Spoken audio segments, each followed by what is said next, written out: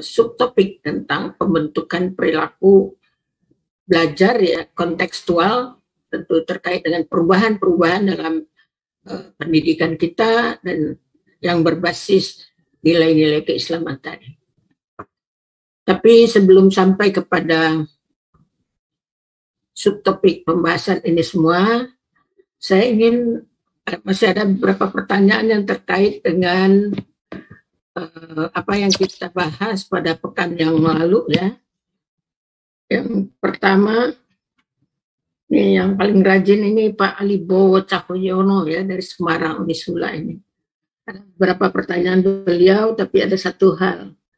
Pertanyaan beliau yang saya kira perlu ada penjelasan terkait dengan potensi fitrah, dari konsep fitrah yang berhubungan dengan hadis Rasulullah ya. Kullu mauludin yuladu alal fitrah tadi. Pertanyaan beliau adalah, bagaimana anak yang dilahirkan dari seorang ibu yang non-muslim, apakah tetap sama ya dengan potensi fitrah? Iya, betul. Jadi pada dasarnya apa yang disampaikan di situ buat tidak hanya dalam hadis Rasul, tapi seperti yang sudah kita bahas pada pekan lalu itu, Allah menciptakan manusia memang dengan potensi fitrah tadi. Dari semua ya, dari manusia. Walaupun dia anak dari non-muslim tadi, ibu yang non-muslim. Jadi ketika dia lahir, dia sudah punya potensi yang berkecenderungan kepada kebenaran Allah tadi. Islam itu sebenarnya agama dari sejak nabi-nabi terdahulu ya, sampai yang dibawa oleh Rasulullah Nabi Muhammad SAW. Hanya sesuai dengan hadis Nabi tersebut juga, dengan potensi fitrah, anak yang lahir dengan potensi fitrah yang berkecenderungan kepada kebenaran agama Allah tadi, Islam dalam hal ini, dia tentu akan dibentuk. Ada dua faktor ya, dua elemen yang mempengaruhi pembentukan perilaku yang kemudian menjadi karakter melekat pada kepribadian seseorang. Yaitu faktor hereditas tadi, bawaan sejak lahir. Yang kedua faktor lingkungan. Nah, dalam hadis itu sendiri sudah jelas itu lingkungan pertama dan utama yang akan berdampak pada pembentukan trait ya, perilaku dan juga tentu agama yang akan dianut oleh si anak tadi itu adalah yang pengaruh dari kedua orang tuanya tadi. Jadi walaupun anak tersebut lahir dalam potensi fitrah, berkecenderungan pada kebenaran agama Allah tadi, tapi kalau dia dididik dalam lingkungan keluarga yang beragama Kristen, non-Muslim atau agama lain yang non-Islam ya, tentu pengaruh lingkungan itu akan ikut membentuk keyakinan dia, pandangan hidup dia, world view dia, yang itu akan berdampak pada pembentukan perilaku dan juga melekat pada kepribadian si anak tadi. Nah, jadi itu sudah jelas itu. Nah, pertanyaan yang kedua ini yang terkait dengan tafaqquh fiddin ya. Ini dari Pak Yana Fajar ya. Kalau dilihat memang begini. Jadi nanti juga dikaitkan dengan ayat kaumnya tadi. Di awal-awal perkembangan ya, pendidikan Islam lah kalau kita lihat, pesan tentang tafaqquh fiddin tadi, dan kalau mereka sudah kembali dia belajar ilmu-ilmu agama itu mereka bisa memberikan pencerahan lah ya kan kepada lingkungan masyarakatnya. Pada waktu itu memang interpretasi pada ad-din tadi itu lebih memang kepada syariat Islam tadi. Yang utama tadi aturan-aturan hidup yang berkaitan dengan syariat. Yang pada waktu itu lebih, jadi yang di awal-awal dikembangkan itu kan fikih tadi. Karena fikih itulah ada ketentuan-ketentuan hukum di situ, mulai dari ibadah, muamalah, dan berbagai hukum munakahat, jinayat, dan sebagainya tadi. Jadi itu yang mendapatkan perhatian utama sampai kepada ilmu usul fikihnya tadi, dan tentu itu memerlukan tafsir ya, karena rujukannya pada ayat-ayat Al-Quran dan kemudian berkembang kepada ilmu hadis juga sebagai rujukan kedua dari Al-Quran tadi ya, sumber hukum Islam. Dari situlah makanya fokus tadi terutama lebih kepada ilmu-ilmu agama tadi dalam pengertian seperti itu. Walaupun di dalam Al-Quran juga ada anjuran, ada inspirasi untuk menggunakan akal pikiran, memahami ciptaan Allah di alam semesta tadi yang melahirkan ilmu pengetahuan, itu belum mendapatkan perhatian seperti halnya ilmu-ilmu agama, diniyah tadi, ulumuddin tadi. Sehingga dalam perkembangan pendidikan tadi terutama memang lebih fokus ke sana. Pendidikan Islam lebih fokus ke sana. Baru kemudian setelah berkenalan, seperti juga sudah disinggung ya, dengan pemikiran-pemikiran Yunani dan sebagainya tadi, mulailah terinspirasi juga untuk menggunakan akal dari para sarjana muslim kita pada waktu itu untuk juga memberikan perhatian pada temuan-temuan tentang ayat-ayat fenomena di alam semesta tadi yang melahirkan juga beragam ilmu pengetahuan. Baru dari situ, tapi dia tidak sempat berkembang pesat seperti juga walaupun di barat diinspirasi oleh temuan-temuan awal dari pengalaman tajribi tadi, metode penemuan ilmu pengetahuan. Tapi dalam perkembangan pendidikan Islam kita cukup lama ya berfokus kepada ulumuddin tadi. Tidak berarti, nah kalau sekarang kita memberikan ruang pemikiran karena apa? Bagaimanapun dengan mengembangkan ilmu pengetahuan, dengan memahami ayat-ayat kauniyah, yaitu semua ciptaan Allah itu diturunkan ada maksud dan tujuannya sesuai dengan pesan Al-Quran tadi. Dari temuan ilmu pengetahuan itulah kita bisa memahami maksud dan tujuan Allah menciptakan fakta dan realitas ciptaannya di alam semesta tadi. Yang itu jelas. Karena manusianya adalah makhluk mikrokosmos ya kan. Jadi alam shogir dari alam semesta ini dia juga dilihat maksud dan tujuannya, manfaatnya bisa juga pada manusia itu sendiri dan juga tentu pada kehidupan di alam semesta ini. Jadi ke situ. Nah, pertanyaannya apakah kita bisa termasuk itu sebagai bagian dari ad-din?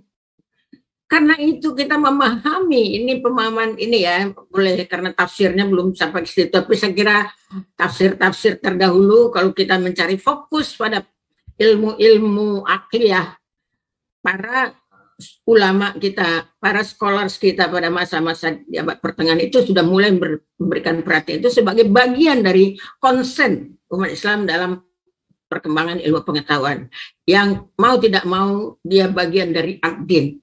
Karena memahami ciptaan Allah, menjalankan anjuran dari Allah untuk menggunakan akal pikiran kita, memahami ciptaannya, dan menghasilkan ilmu pengetahuan yang kita bisa ambil manfaatnya itu untuk memahami maksud dan tujuan Allah dalam menciptakan makhluk di alam semesta ini, dan kita melihat manfaatnya. Dari situ dia bisa memperkuat iman kita, akidah tauhid kita, maha besar Allah dengan segala ciptaannya tadi.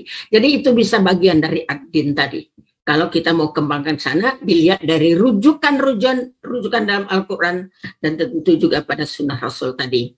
Nah ini bisa menjadi bahan diskusi bagi kita semuanya. Nah yang terkait itu saya kira itu dua hal ya, yang memang perhatiannya cukup. Beberapa pertanyaan lain ada perhatiannya terkait situ.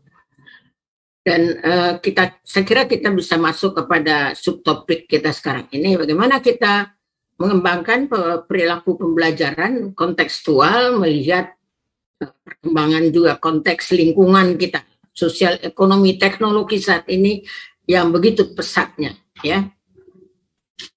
Jadi pertama saya coba mengutip ya beberapa fenomena perubahan tadi yang begitu cepat, yang di saat ini pun kita sudah merasakan itu. Jadi ada 4 ciri dari perubahan yang cepat tadi, yang perubahan lingkungan sosial ekonomi yang dengan adanya COVID ini mendahului ya, dan revolusi industri 4.0 tadi juga yang mulai bersamaan dengan ini semuanya. Kalau kita lihat kan volatility-nya, Artinya itu begitu cepat, tak terduga. Yang kita lihat sekarang ini misalnya saja nih, pandemi COVID sekarang ini dimulai itu, kalau di Indonesia ya kan, di daerah Asia Tenggara ini, mulai Februari, Maret lah begitu, tahun 2020. Tapi bisa jadi jauh sebelum itu. Berapa bulan sebelum itu. Dalam beberapa bulan saja itu begitu pesat itu penyebar luasan menjadi pandemi, dan itu berlangsung di hampir semua belahan bumi ini tadi. Artinya dia menjadi satu fenomena global yang membuat manusia hampir semuanya di Eropa, di Amerika, di Afrika, di Asia kita ini sama-sama menghadapi kondisi yang sama tadi. Kita dihadapkan pada kondisi. Nah, ini tentu tak terlepas dari skenario Allah ya kan. Tapi artinya ini membawa dampak yang luar biasa. Dia volatile. Yang menyertai pandemi ini luar biasa kalau kita lihat ya kan. Karena apa? Kalau kita lihat rumah sakit begitu penuh di mana-mana kan begitu. Obat-obatan tidak ada katanya, tetapi kemudian muncullah vaksin dalam beberapa bulan. Vaksin dengan beragam tadi, maka akhirnya juga harus kita divaksinasi. Vaksinasi akhirnya menjadi harus ada sertifikat, menjadi prasyarat berbagai aktivitas kita dalam kehidupan ini. Nah, ini kan satu perubahan luar biasa. Orang tak boleh keluar rumah, menahan diri, membatasi aktivitas sosial, kemudian untuk memenuhi kebutuhan tadi, maka berkembanglah apa yang kita sebut sebagai online bisnis tadi. Pesan makanan pakai GoSend, saya kira juga sama lah ya di Malaysia ya Pak Sahran. Kita apa saja, sehingga supermarket itu akhirnya tidak laku, dan pada tutup kan akhirnya. Yang berkembang adalah sekarang ini bisnis online tadi. Dan juga kembang tidak lagi oleh perusahaan, tapi individual. Coba kita lihat di Instagram kita mau pesan apa, mau pakaian muslim, mau makanan, sebagainya, itu orang per orang. Dan ada banyak perubahan di situ. Satu yang saya sering khawatirkan ya, kita semua barangkali saya kira, kalau kita pesan makanan misalnya di online tadi, aduh halal nggak nih? Itu yang utama yang terpikir, karena tidak ada pengawas dari makanan-makanan yang di luar yang dijual melalui GoSend tadi. Ini contoh satu hal yang terkait dengan agama tadi. Kehalalan, vaksin kehalalan. Tapi karena darurat kehalalan vaksin tadi, seperti yang diputuskan oleh Majelis Ulama, ya kita bisa terima itu, disuntik vaksin itu dan sebagainya tadi. Jadi volatile tadi. Nah, apa yang diharapkan? Nanti saya kira nih kita lihat aja perubahan ini apa. Volatile, nggak jelas, nggak bisa kita prediksi secara pasti dan sebagainya tadi. Kemudian juga perkembangan IT yang luar biasa, yang sekarang sudah terbiasa kita ini semua serba online. Masih saya kira ini meeting online ini akan terus digunakan ke depan. Kemudian dia begitu kompleks, yaitu tadi satu fenomena saja dia membawa dampak kepada berbagai aspek kehidupan manusia. Nah, jadi ini kompleksitas tadi yang tentu juga membawa implikasi-implikasi terhadap kehidupan kita. Baik di keluarga, di komunitas kita, bahkan pada kegiatan ibadah kita sekalipun, kita nggak boleh pergi ke masjid. Kemudian juga yang kita biasa lakukan secara berjamaah, itu tidak kita lakukan dalam waktu sekian lama. Dan sekarang baru mulai lagi kan itu. Dan juga perubahan yang membuat kita juga sering bingung lah di situ. Nggak bisa kita baca kemana arahnya dan kemudian apa implikasi dari itu semua. Oleh karena itu di dalam pendidikan kita menghadapi perubahan yang begitu pesat, tak jelas ya, tak bisa kita prediksi, begitu kompleks. Kemudian juga sering membuat bingung, tak bisa membaca kira-kira ke arah mana dan sebagainya tadi. Maka di dalam proses pendidikan kita, skill yang diperlukan adalah, nah ini contoh tadi, belum masih di atas itu skill requirednya belum. Siapa yang balik ke slide pertama? Oke, baik. Future orientation, adaptive mindset, commitment to a better future. Nah, ini misalnya nih, bagaimana future orientation? Kita dalam Islam kan diajar begitu. Walal akhiratu khairul laka minal ula. Misalnya. Kemudian juga ada di ayat surat Al-Hasyr begitu ya, sebagai bertakwa kepada Allah, melihat apa yang sudah kita lakukan untuk juga ke depan seperti apa. Jadi orientasi ke depan itu Islam itu mengajarkan, itu menjadi bagian dari mindset kita. Semua kita ini. Kemudian adaptive mindset. Kalau dilihat-lihat adaptif tadi kan kita juga ada berubah seperti ini, kita melihat ini, ada peluang, ada tantangan, disitulah kita perlu melakukan sesuatu untuk bisa memberikan perlindungan. Saya kembali kepada maqasid syariah tadi, kebutuhan-kebutuhan kita manusia tadi dan juga sebagainya tadi. Antum ta'lamu nabi umuri dunyakum. Nah, kita problem solvingnya ada di situ. Komitmen to a better future tadi, yaitu tadi kita hari depan yang lebih baik. Walal akhiratu khairul laka minal ula tadi. Nah, misalnya juga nih, engagement, collaboration, flexibility. Flexibility tadi lebih kepada aspek instrumental ya, perangkat-perangkat di situ. Tapi engagement tadi, kalau kita dalam ibadah kan, itu kan melatih kita untuk engage, dia terikat kita kan pada aturan-aturan tadi. Yang di situ dia fix di situ. Kalau teknologi yang kita gunakan dia fix aturannya. Kita sholat nggak mungkin kita salam dulu, kemudian takbirnya belakang ya kan, itu urutannya udah jelas itu, dan kita engage kita di situ, kita nggak bisa keluar dari itu. Dan itu terlatih. Dan kalau apa yang kita lakukan dalam ibadah kita itu menjadi satu mental set yang terbawa di dalam mengelola kehidupan kita di dunia ini, memang mestinya ke arah situ. Kita terikat dan kita taat pada aturannya di situ. Sesuai prosedurnya, aturannya, dan sebagainya di situ. Itu diajarkan dalam Islam untuk menjadi mental set seorang muslim tadi. Collaboration tadi ya keberjamaah tadi. Kita berjamaah, salat berjamaah jauh lebih baik dari salat sendirian kan gitu. Nah, flexibility tadi mungkin lebih kepada aspek perangkat ya. Tapi juga perangkat tentu halalannya tadi harus diperhatikan dan tetap ada patokannya di situ, aspek komitmen tadi kepada akidah kita, aturan-aturan. Nah, complex problem solving, communication itu nanti kita akan urai di bawah ada seperti itu. Nah, accountability. Islam itu mengajar kita untuk punya tanggung jawab, accountability tadi. Apapun yang engkau perbuat, engkau akan pertanggungjawabkan itu di hari hisab.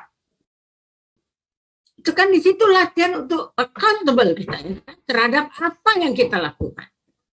Nah, ini cuman masalah di kita adalah apa yang sebenarnya kita belum menggali the meaning, makna dari aturan-aturan yang kita sebut syariat Islam tadi itu. Ada maknanya di situ.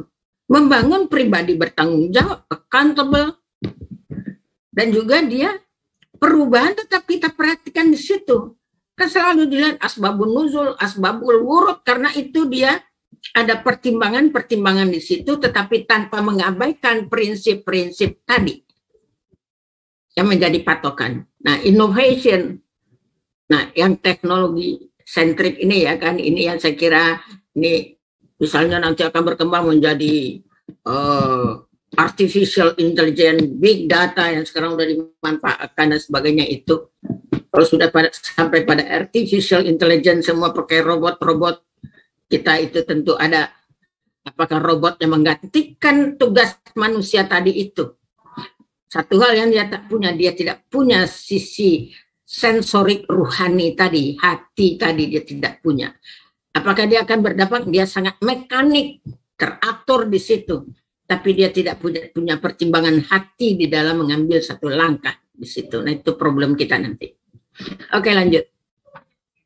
Nah, karena itu model pembelajaran di perguruan tinggi juga kan ini ada perubahan ini. Ya dulu kalau jadi dosen, guru kan ya kita lah, anak-anak tuh bekerja atas ini. Ini sudah ditinggalkan sekarang. Sekarang kita berada pada student center learning tadi. Multimedia, collaboration, collaborative work tadi, masih ada tugas kelompok, active learning, real problem, dialogical approach, problem formulation. Nah, kan ada itu jadi pembelajaran yang berbasis problem misalnya, kontekstual, critical thinking. Nah, ke depan memang tadi adaptif tadi, perubahannya begitu cepat, kemudian dari aspek ekonomi pun dari sisi agama Islam ya kan, ini mengalami tantangan tadi. Saya tadi baru ambil contoh kecil ya, misalnya dalam menggunakan bisnis online, produk-produk yang dipasarkan secara online tadi. Tentu ada aspek-aspek pertimbangan, terutama tentu kehalalan ya, tidak saja pada makanan, pada kosmetik dan sebagainya tadi masuk situ, pada obat-obatan atau apalagi suplemen dan sebagainya di situ. Nah ini kita tentu dia menjadi sebuah produk massal dengan pemasaran, dengan iklan yang begitu masif, mau tidak mau orang terpengaruh. Tapi ada aspek sini. Disinilah tantangannya yang saya kira perlu nanti memerlukan satu formula-formula di sini untuk melihat perubahan itu. Flexibility dalam hal instrumen. Nah, ini harus gesit nih. Agile, ya kan? Pokoknya gesit, ligat kalau bahasa di daerah saya di sana itu. Dia cepat, tanggap, dan siap untuk problem solving tadi. Nah, misalnya more personal tadi kan misalnya sekarang kita bisa belanja untuk beli apa, pakaian, apa ada sebagainya itu online, keputusannya juga, oh ya ini sendiri kita nggak lagi belanja ke mall dan sebagainya ya. More kontekstual ya, lebih relevan, pilihan-pilihan pada relevan nggak nih, kan gitu. Kemudian nih, yang saya agak ini sedikit more human tadi ya, kalau sudah ke artificial intelligence ini satu pertanyaan di sini ya kan, tapi mungkin pendekatan kita bagaimana yang lebih human tadi di situ dan lebih independen di sini. Oke, lanjut. Nah, saya mencoba melihat basis keislaman. Tadi mungkin sudah ada disinggung juga kira-kira. Kalau saya melihat saya di mata kuliah yang saya pegang itu Islam dan psikologi. Jadi juga artinya bagaimana ini makna-makna yang terkandung dalam semuanya itu dia punya sebagai sumber inspirasi bagi pembentukan perilaku tadi, karakter muslim tadi, itu jadi problem. Nah ini kita coba lihat dari ini secara spesifik ya. Tentu fondasi utama kita adalah tauhid tadi. Dia itu menjadi apa patokan utama dalam hal apa pertanggungjawab orientasi ilahiyah tadi itu. Nah, bagaimana itu engagement kita apa itu ya pada tauhid itu tadi. Jadi sidik, amanah. Dua ini saja sekarang trust building tadi, trust tadi di perusahaan-perusahaan, di semua korporat, apakah itu publik maupun bisnis, private dan sebagainya di organisasi kita. Itu trust building tadi, trust tadi itu sangat diperlukan. Karena itu sifat utama Rasul tadi, sidik amanah itu adalah disitulah trustnya tadi. Orang satu kata dan perbuatan nggak pernah bohong, nggak pernah pelin-pelan dan sebagainya tadi. Sidik ada di situ. Pertanyaannya, kita berada dalam satu kehidupan dunia yang penuh dinamika saat ini yang seringkali yang seperti ini tuh banyak gangguannya di situ. Karena orientasi kita yang semestinya fokus pada orientasi ilahiyah, mencari ridhonya, itu dia sering sudah dipengaruhi oleh orientasi duniawiyah yang melebihi orientasi ilahiyah tadi. Nah, jadi sidik amanah ini nih banyak terganggu di situ dalam kehidupan kita. Amanah, trust tadi ada di situ. Amanah itu kan lawannya munafik tadi kan. Fatonah, jelas kalau ini harus dua nih, kalau kecerdasan Rasul itu kecerdasan akal, kecerdasan hati di situ. Tabligh, literasi komunikasi, sekarang saatnya juga harus memperhatikan ini dengan berkembangnya media teknologi informasi digital tadi. Yang sekarang kita larut di dalam penggunaan itu, sudah mulai larut dalam penggunaan yang serba digital tadi dalam kehidupan kita.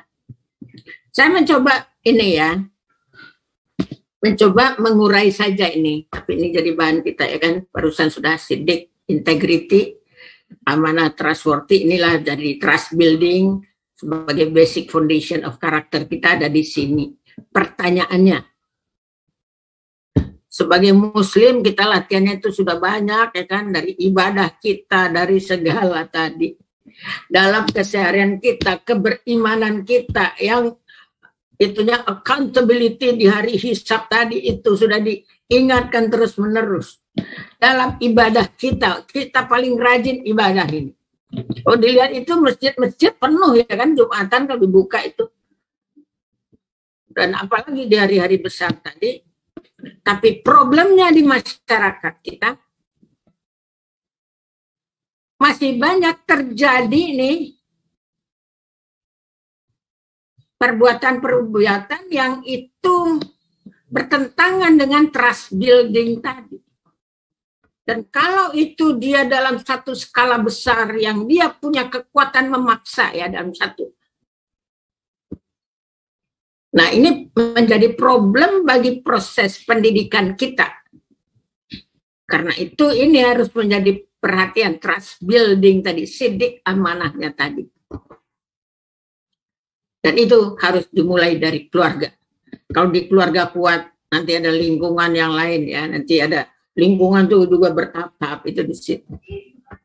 Nah, disinilah pentingnya, dan kalau kita kembali menggali kepada bagaimana Islam mengajarkan itu, luar biasa.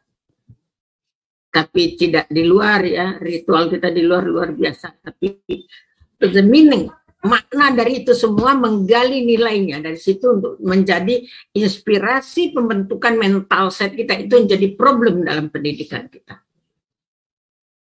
Nah, kecerdasan fatonah Rasul tadi itu akal, knowledge, competence. Kalau Rasul, knowledge Rasul itu langsung dari Allah, dan juga tentu ada aspek kontekstual tadi ya kan. Ada asbabul wurud dari hadis-hadis yang beliau berikan sebagai contoh bagi kita, dan juga kompleks problem solvingnya tadi juga dari situ. Ada innovation dan creativity. Kalau dilihat di dalam hadis itu kan banyak juga hal-hal yang itu merupakan satu problem solving dari persoalan yang ada pada masyarakat di mana Rasul waktu itu dalam kehidupan Rasul pada masa itu. Ini kita bisa elaborasi, tapi ada prinsip-prinsip yang menjadi fondasi dalam kompleks problem solving kita. Kemudian fatonah, ini yang luar biasa pada Rasul tadi, emotional spiritual quotient kalau bahasa ini, bahasa kontemporer di psikologinya ya kan. Ini yang menjadi fondasi bagi collaboration. Nah, di keberjamaah kita ini, berjamaah ini juga menjadi satu prioritas dalam Islam. Sholat berjamaah itu 27 kali imbalannya itu. Rewardnya 70 kali, ya kan? 27 kali, maaf. Artinya apa? Artinya keberjamahan itu menjadi satu prasyarat dalam kehidupan bersama kita. Di situ, di mana di situ ada nilai-nilainya di situ.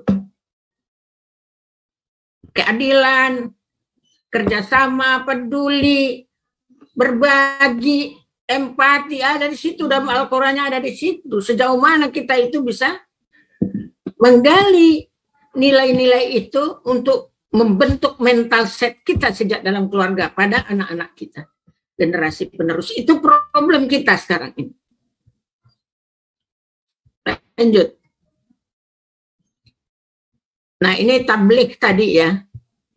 Literasi, kalau bahasa sekarangnya literasi komunikasi, dan Rasul punya itu. Rasul dalam menyampaikan sesuatu juga ada konteks di situ. Kalau dilihat hadis-hadis Rasul kan. Bagaimana bicara pada orang seperti ini, bagaimana bicara pada orang dengan lain latar belakang tadi. Jadi ada konteks di situ.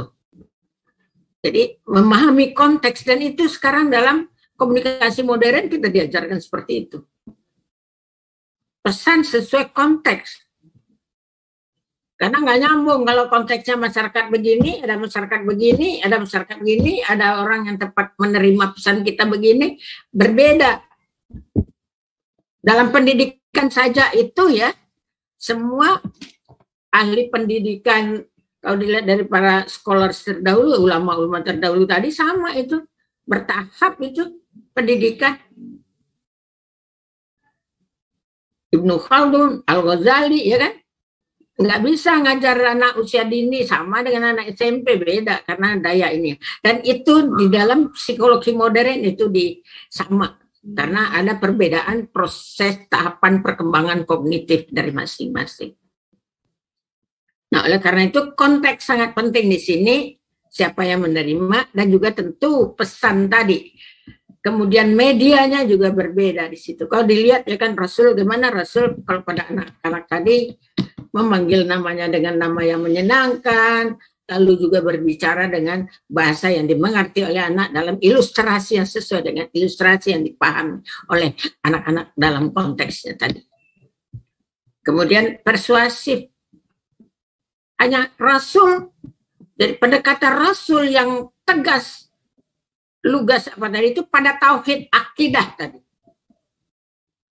Betul-betul musyrik, no. Jadi pada aspek akidah di situ tekanannya itu adalah tegas, lugas tadi. Tidak bisa ada ini di sana. Jadi ada ketegasan. Nah, kemudian juga bertahap itu. Kita lihat saja ayat-ayat tentang misalnya yang mengharamkan minuman keras misalnya. Mulai dari bahwa khamar itu ada manfaatnya tapi mudaratnya lebih besar. Kemudian yang kedua, orang yang mabuk tidak boleh mendekati tempat sholat. Lalu baru itu haram, kan begitu. Nah, begitu juga dalam pendekatan untuk terapi itu, kalau kita menggunakan pendekatan Islam tadi ya, dia bertahap tadi. Jadi knowing dulu dia, kemudian dia baru mulai ada reasoningnya tadi. Kalau orang mabuk, dia nggak boleh dekati tempat salat sampai dia sadar. Dia nggak boleh salat kan, dia nggak sadar apa yang diucapkan. Sampai baru setelah dia paham, baru di situ jelas, ini tidak boleh, ini dianjurkan. Jadi ada tahapan-tahapan di situ. Itu pun dalam proses pembelajaran itu yang diberlakukan. Nah, kami punya gambaran indikator sidik, amanah, patonah, tabligh tadi ya kan. Jujur, benar, tanggung jawab, komitmen, disiplin, punctuality. Nah, ini punctuality tadi. Artinya apa? Ini tepat waktu. Alhamdulillah kalau sekarang udah mulai nih jam 9, jam 9, jam 4, jam 4. Kadang-kadang kalau zaman sebelum ini ya, itu ya udah jam ini setengah jam belum juga dimulai itu kegiatan. Padahal dalam pendidikan kita, pendidikan ibadah itu selalu waktunya tepat di situ. Artinya gini, kita sholat lebih awal tuh lebih baik kan begitu nih. Untuk membangun disiplin tadi. Tapi ada tenggang yang dibuat kan.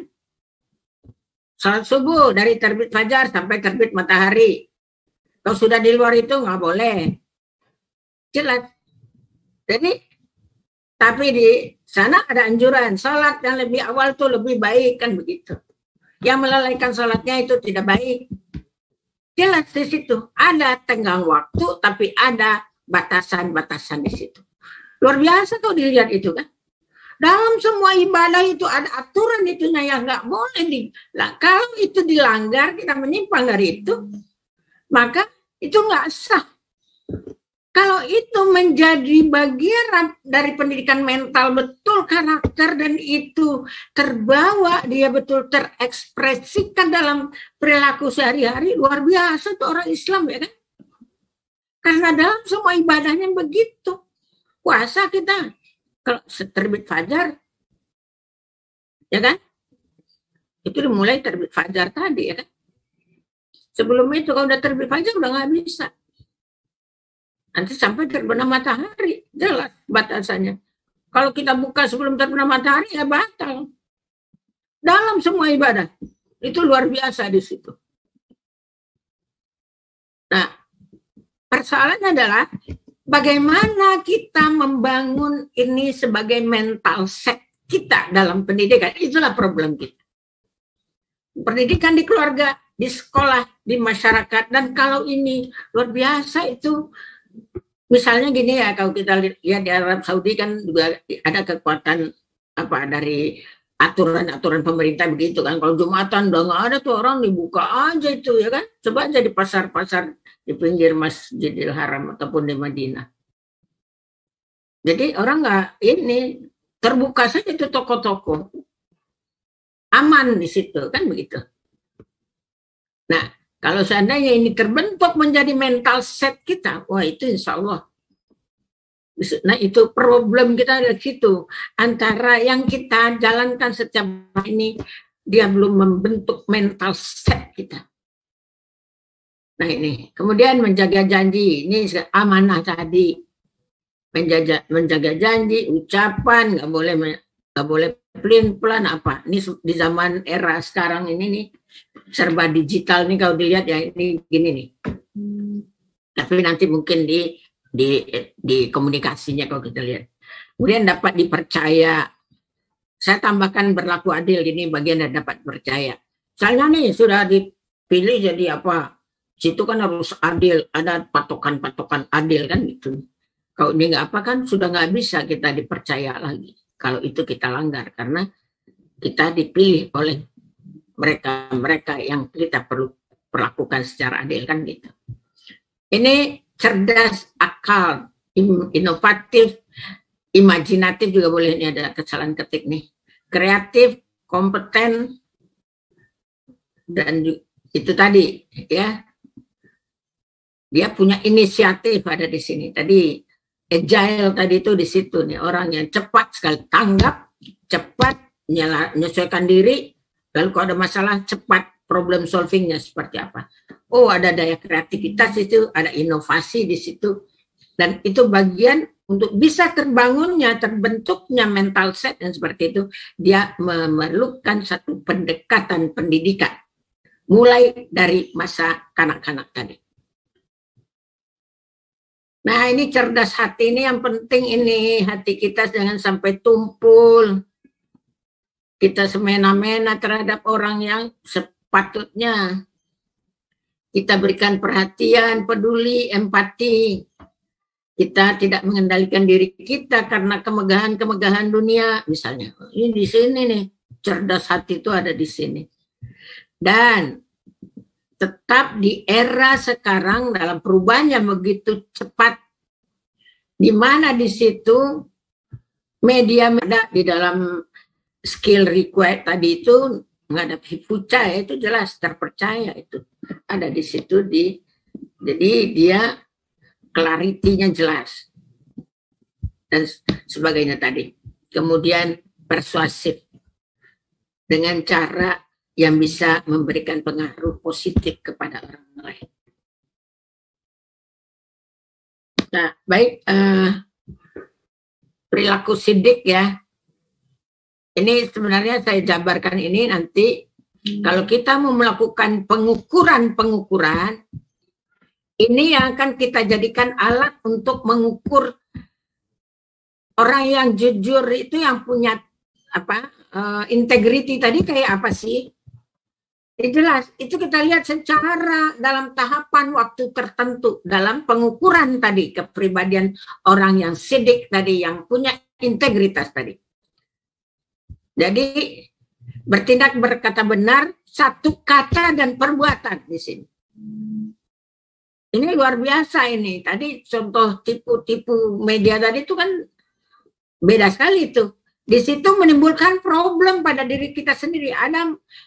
Ada sesuatu itu kalau kita sudah berbeda dengan apa yang ada dengan apa yang kita tampilkan. Nah, ini satu hal. Jadi ini terkait pengukuran. Tanggung jawab, sadar, kewajiban. Seperti apa ukuran sadar kewajiban? Menjalankannya seperti apa, memenuhi standar seperti apa, itu nanti dalam item-item kita lihat itu nanti seperti apa. Komitmen dan disiplin, bertindak taat asas dan taat aturan, tepat waktu, tepat sasaran tadi. Punctuality tadi. Lanjut.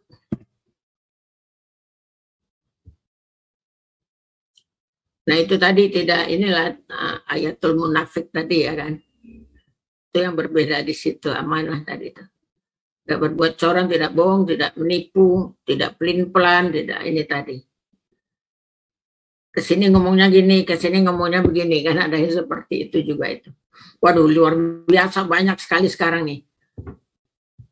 Nah, kemudian alat ukurnya kita bisa nanti kita jabarkan ini menjadi satu alat ukur perilaku. Satu kata perbuatan tidak muzab-zabin, mencela-mencelek tadi. Kalau di yang populer juga kalau di Jawa ya Pak Habib ya Durno apa tadi. Oke, lanjut. Nah, paham konteks, kebutuhan audiens, peka terhadap konteks sosial, budaya audiens tadi, penguasaan update perangkat media komunikasi dan informasi ini sekarang luar biasa nih. Kalau dulu kita perlu sesuatu, daftar untuk sesuatu, ngantrinya panjang kan gitu. Ngantrinya panjang. Kalau sekarang kita serba online, ini luar biasa ini. Ada dua kemungkinan. Online itu bisa ya semua karena terpulang orangnya tadi kan. Karena data statistik juga bisa dimanipulat itu. Nah itu problem kita dari situ. Tapi kalau trust building tadi dia terbangun secara kuat, inilah yang bisa menghilangkan itu tadi. Ya, orang nggak khawatir lagi. Kalau kita sekarang kan distrustnya lebih kuat ketimbang trustnya tadi ini. Kita banyak baiki situasi pendidikan kita saat ini. Oke, ini persuasif, kemampuan pengaruhi bil hikmah wal mau'izah hasanah, mampu menggerakkan kesadaran dan tindakan. Nah, ini dalam pembelajaran, mungkin balik ke itu yang tadi ya, dalam pembelajaran slide sebelumnya ini. Oke, slide sebelumnya tadi, oke. Sebelumnya satu lagi, oke. Attended apa itu? Ada di sebelumnya ada nggak? Saya nggak tahu siapa. Oke. Lanjut. Oke.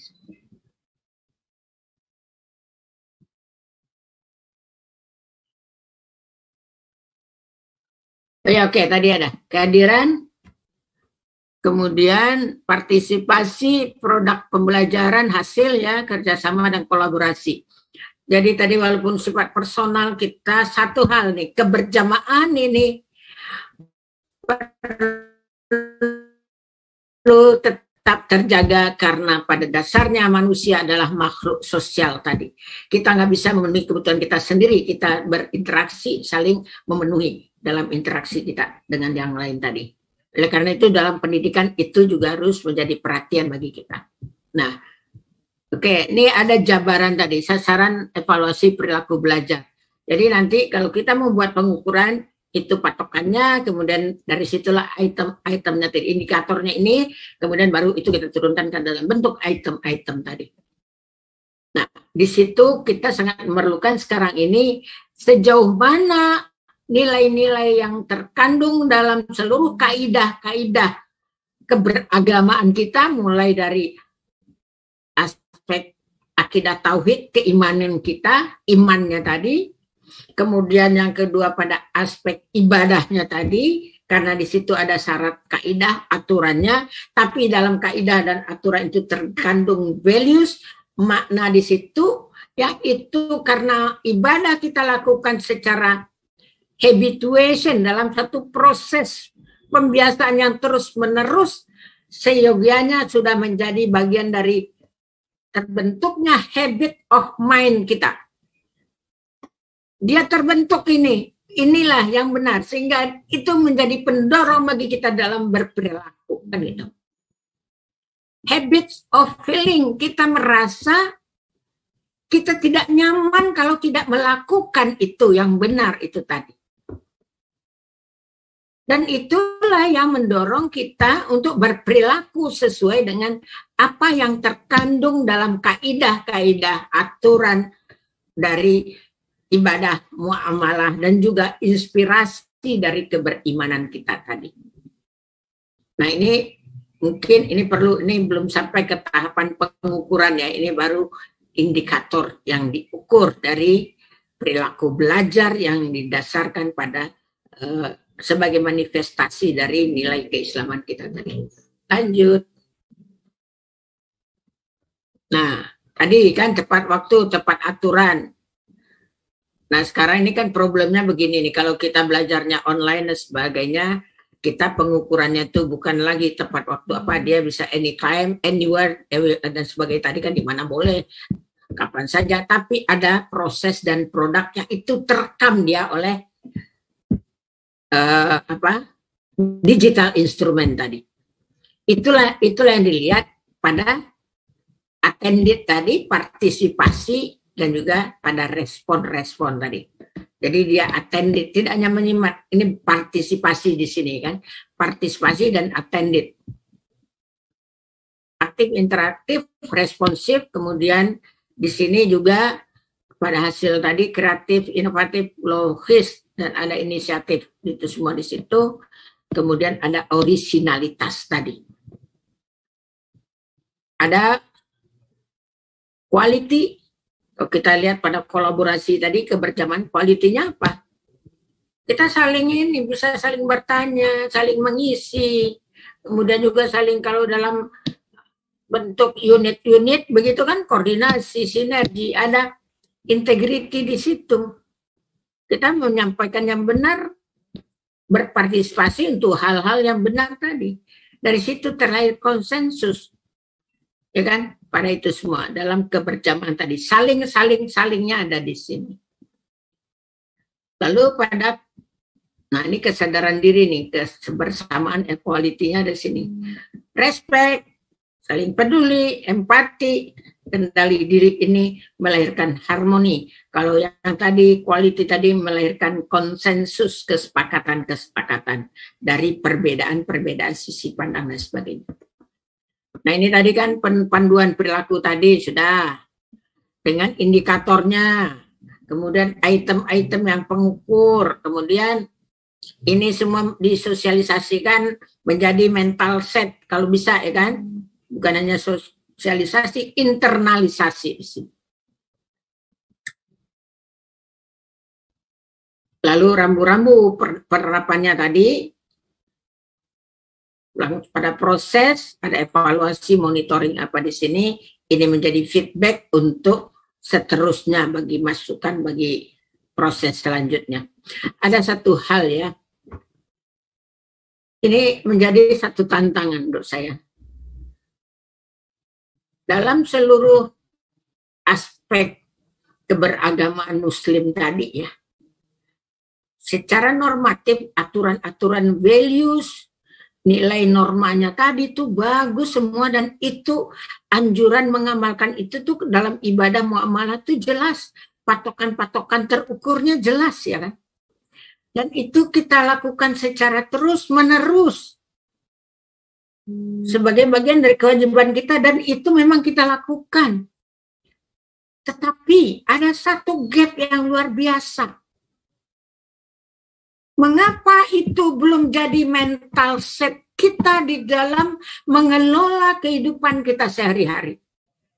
Yang masih banyak keluar dari koridor-koridor values yang terkandung di dalam kaidah-kaidah seluruh aspek keberagaman kita, kaidah-kaidah keberimanan, kaidah-kaidah ibadah dan muamalah tadi, dan keberjemahan ada di situ, dan juga tentu pada kaidah akhlakul karimahnya.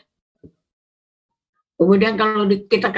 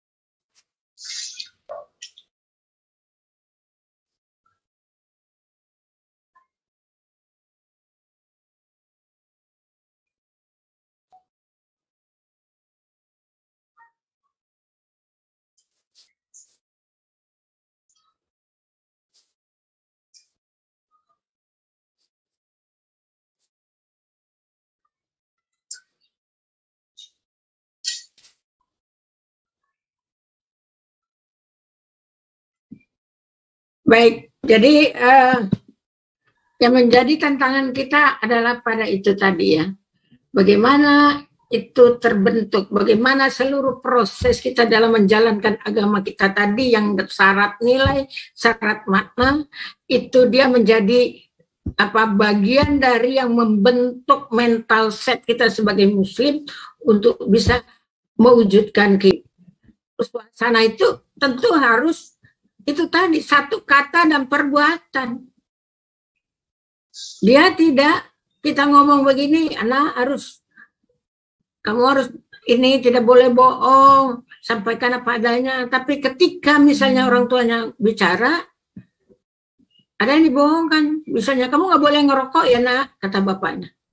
Tapi ketika sewaktu-waktu bapak larang-larang kita ngerokok, bapak ngerokok sendiri. Nah itu kan contohnya. Ayo kita sholat. Terus dia sendiri masih nonton TV misalnya kan gitu.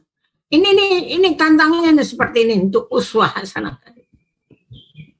Satu kata dan perbuatan juga ada di sini.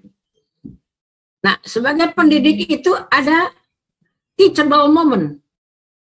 Rasul mengajarkan itu. Kalau saya baca itu ada banyak itu yang dilihat ya kan, ngajak anak-anak, kemudian juga misalnya teachable moment tadi. Nah, ada tiga kondisi. Makanya ada tadabur anak-anak ini tadi. Jadi ketika kita pergi jalan-jalan, berkunjung dan sebagainya tadi ke keluarga dan sebagainya, itu adalah bagian dari teachable moment, mengajarkan